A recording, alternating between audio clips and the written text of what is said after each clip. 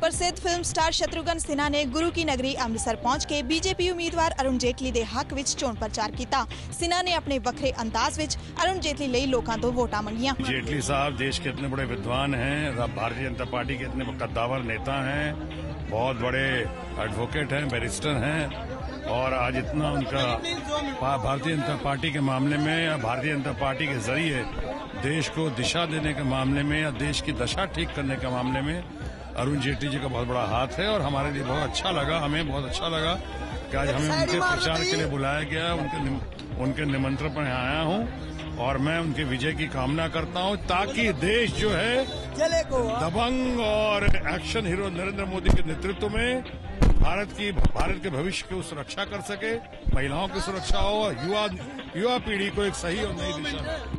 अमृतसर विच हुई चोण रैली विच शत्रुघ्न सिन्हा ने फिल्मी स्टाइल विच अमृतसर वासियां नूं अरुण जेटली लई वोट करन दी अपील की। कांग्रेस के सीनियर नेता एतवार नूं गुरु की नगरी अमृतसर पहुंचे। उन्होंने कैप्टन अमरिंदर दे लई जम के प्रचार किया ते इस दे नाल ही मोदी दी लहर नूं नकारदिआं कहा है कि बीजेपी झूठ का सहारा ले रही है। मैं यहाँ आया हूँ कांग्रेस के पक्ष में चुनाव प्रचार करने, कैप्टन अमरिंदर सिंह और जो हमारे बाकी उम्मीदवार पंजाब में हैं कांग्रेस का संदेश देने के लिए, और जो हमारे मुखालिफ हैं, अकाली हैं, भारतीय जनता पार्टी है, उन्होंने इस चुनाव प्रचार में बाहरी साधनों का और झूठ का सहारा लिया है। तो उनको बेनकाब करने के लिए मैं यहाँ पे आया हूँ कि असली बात लोगों तक बताएं। कोई लहर नहीं है। कहाँ है लहर? मैं तो हिंदुस्तान में सब जगह गया हूँ। मैं वाराणसी जाके आया हूँ। हमारे जो कैंडिडेट है वहाँ पे अजय राय, उसका पर्चा दाखिल कराने के लिए, नॉमिनेशन कराने के लिए दसियों हजार लोग थे। आप मीडिया के लोग हैं, आप इसको कंफर्म कर लो। इस बार अमृतसर का मुकाबला काफी अहम मन्या जा रहा है, इसलिए आए दिन कोई ना कोई वड्डी शख्सियत अमृतसर पहुंच के अपने उम्मीदवार का प्रचार करती नजर आ रही है। अमृतसर में अरुण जेटली के प्रचार के लिए बीजेपी के बड़े बड़े नेता आ रहे हैं। एमजे अकबर भी यहाँ पर पहुंचे, हम उनसे बात करते हैं।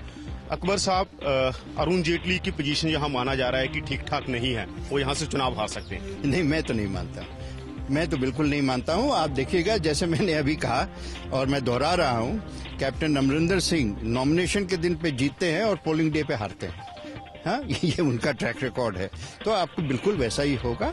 और इलेक्शन के पहले दिन के जो रिएक्शंस होते हैं, उस रिएक्शंस के बेसिस पे, क्योंकि वेस्टेड इंटरेस्ट के रिएक्शंस होते हैं, हर कॉन्स्टिट्यूएंसी में वेस्टेड इंटरेस्ट होते हैं, लेकिन जनता की जो रिएक्शन है, जिसको साइलेंट मेजॉरिटी कहते हैं, वो साइलेंट मेजॉरिटी वोकल एक ही दिन होती है, वोटिंग के दिन। यहाँ पर 64% सिख आबादी है। आपके कैंडिडेट हैं जो हिंदू हैं, और कैप्टन अमरिंदर सिंह, क्योंकि यहाँ पानियों का मसला, बहुत सारे ऐसे मसले उठाए, आपको नहीं लगता इसका नुकसान अरुण जेटली को होगा? बिल्कुल नहीं, क्योंकि जनता जो है ना, अब कास्ट और क्रीड की पॉलिटिक्स से ऊपर उठ गई है।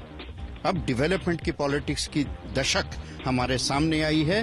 अब अमृतसर, चंडीगढ़ और दिल्ली में तालमेल होगा और अरुण जेटली इस वादे को पूरी तरह निभाएंगे।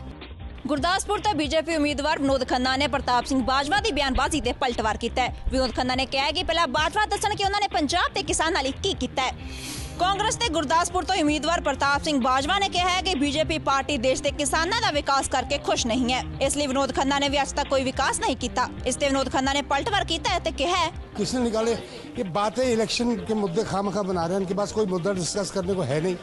आप बताइए कि आपने पंजाब किसानों के लिए क्या किया? केंद्र सरकार आपकी है, आप यहाँ के एमपी हैं, गुरदासपुर के किसानों के लिए क्या किया उन्होंने?